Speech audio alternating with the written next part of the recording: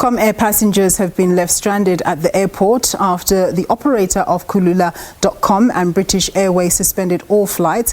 Passengers were told to make alternative travel plans, leaving many frustrated. The company released a statement late on Tuesday night saying all flights were suspended indefinitely until it was able to secure additional funding.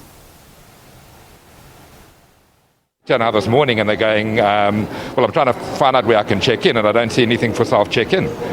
So I thought, okay, well, let me come and look at the counter since it's not Kulula anymore, it's now British Airways. And I get to the counter and I said to her, well, you know, what's going on? And all she could say to me was that the flights have been suspended. So I'm like, well, why don't you just send us a message? Just a message would have been okay, man.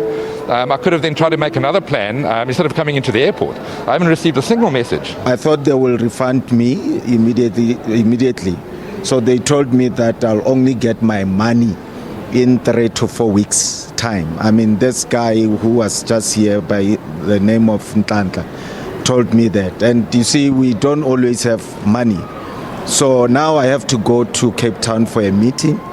And now they're expecting me to go to Fly SA for a new ticket. So I was talking to them to say, I mean, I did not have the budget for another ticket. We checked in online last night as normal.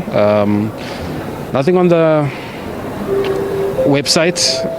And this morning, you know, we saw on social media and on news that, you know, the flights have been grounded and no flights are departing. So we got here, obviously, the flight's this afternoon, but obviously we rushed to the airport to see, you know, whether they can possibly move the flights over, you know, and obviously to find out what's happening.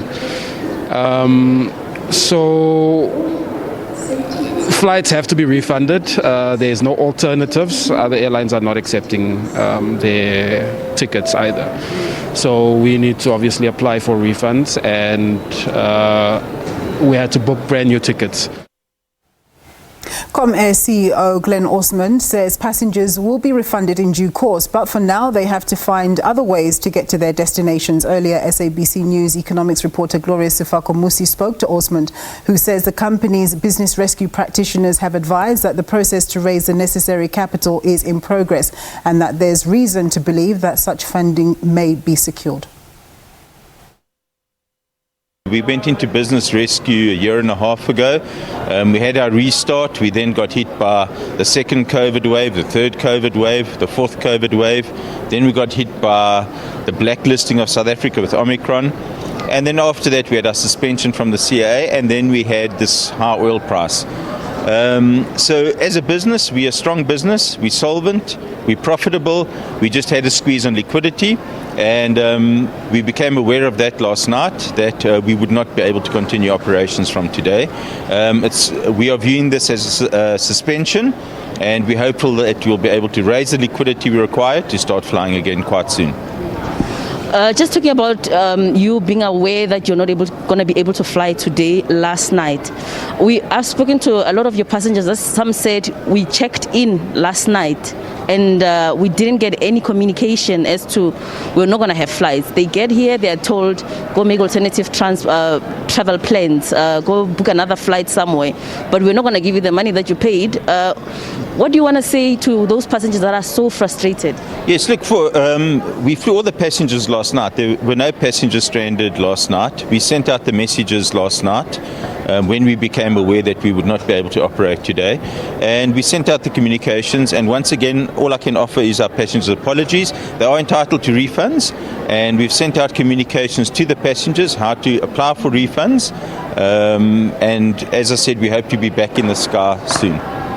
Just when exactly can people expect to get their refunds, and what help do you have for those that I've spoken to a gentleman that was in the US for a month, got here, supposed to connect to Durban, they're stuck here, they can't get to Durban because they don't have a flight.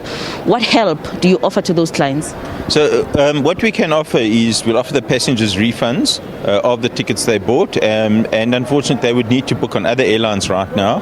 And that's the assistance we're able to offer them. So we've sent out the processes. They need to apply for the refunds, and we'll process the refunds as fast as we can.